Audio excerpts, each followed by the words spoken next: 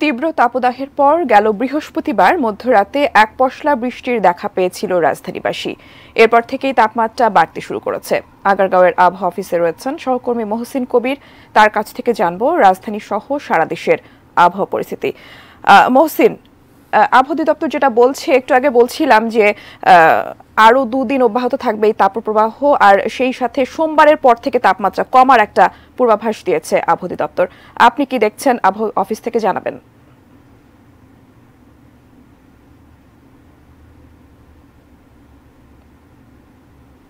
আরও 2-1 দিন এই তাপ প্রবাহ থাকবে এবং সেজন্য তারা বলছে যে ঢাকায় আজকে রাত থেকে বজ্র বৃষ্টি হতে পারে আজ রাতে, সেই ধরনের আবহাওয়ার যে পূর্বাভাস সেটি বলা হয়েছে।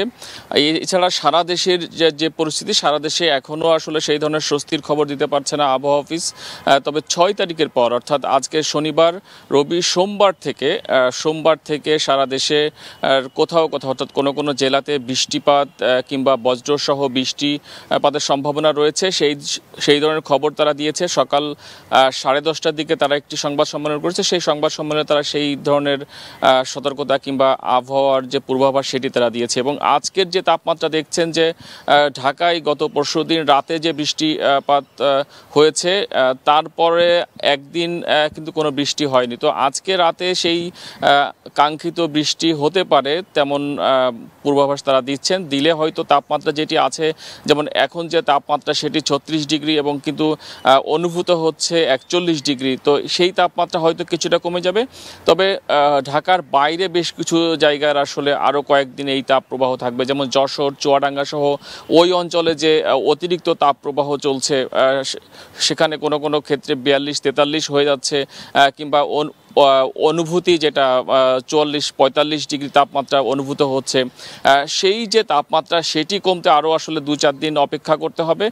আর বলছেন যে আবহাওয়া অফিসের পক্ষ থেকে বলা হচ্ছে যে মে মাস জুড়ে হয়তো বৃষ্টিপাতের সম্ভাবনা যেটা অন্যান্য বছরে যেমন হয় সেই স্বাভাবিকভাবে হবে এবং বজ্রসহ বৃষ্টিপাতের সম্ভাবনা রয়েছে। এবং আবহাওয়া অফিসের পক্ষ থেকে বলা হচ্ছে যে বজ্রসহ বৃষ্টিপাত যখন হবে তখন তারা সাবধান করেছেন সাধারণ মানুষকে, বিশেষ করে যারা ফাঁকা মাঠে যারা কাজ করেন তাদেরকে তারা সাবধান করেছেন যে যেহেতু বজ্রসহ বৃষ্টিপাতের সম্ভাবনা রয়েছে, সেজন্য যেন মানুষ, বিশেষ করে সাধারণ মানুষ যারা বাইরে থাকেন, বাইরে কাজ করেন, সেটি ঢাকা সহ সব জায়গায় তারা যেন একটু সাবধানে থাকেন। বিশেষ করে বজ্রসহ বৃষ্টিপাতের সময় আমরা জানি যে প্রতি বছর প্রচুর মানুষ মারা যায়, তো সেটি নিয়ে তারা সতর্ক থাকতে বলেছেন, বিশেষ সতর্কতা তারা জানাচ্ছেন। এবং যেটি তাপপ্রবাহের কথা শুরুতে বলছিলাম যে আজকে যেহেতু ঢাকায় 34 ডিগ্রি তাপমাত্রা চলছে এবং সেটি অনুভূত হচ্ছে 41 ডিগ্রি তাপমাত্রার, তো এই পরিস্থিতি হয়তো 2-1 দিনের মধ্যে কিছুটা কমতে শুরু করবে। তবে একেবারেই যে কমে যাবে